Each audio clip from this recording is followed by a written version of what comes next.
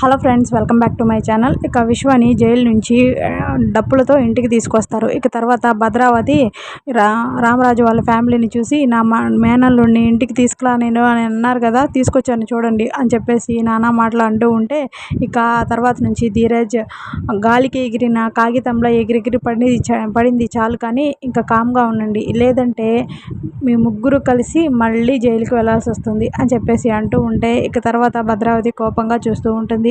అదే వీడు బెయిల్ మీద ఇంటికి వచ్చాడని గుర్తుపెట్టుకోండి, ప్రతీకారంతో వీడు మళ్ళీ మా మీదకి గొడవకు వచ్చాడని నేను పోలీసులకు ఫోన్ కొడతాను, వాళ్ళు వచ్చి మిమ్మల్ని ఇటు నుంచి ఇటే తీసుకెళ్తాడు, ఇప్పుడు చెప్పండి ఇంట్లోకి వెళ్తారా లేకుంటే మళ్ళీ జైలుకి వెళ్తారా అని చెప్పేసి అంటూ ఉంటే, భద్రావతి రేసేనా విశ్వ పదండి ఇంట్లోకి వెళ్దాం అని చెప్పేసి అంటూ ఉంటే వాళ్ళు ఇంట్లోకి వెళ్తారు. ఇక తర్వాత ధీరజ్ చిటికేసి విశ్వాన్ని పిలిచి, రే జంబలక్కడి జారుమిఠాయి, నువ్వు బెయిల్ మీద ఇంటికి వచ్చావని గుర్తుపెట్టుకొని ముసుగేసుకొని మూల కూర్చో అని చెప్పేసి విశ్వతో చెప్తూ ఉంటే, ఇక విశ్వతో రేయ్ అంటూ కోపంగా అంటాడు.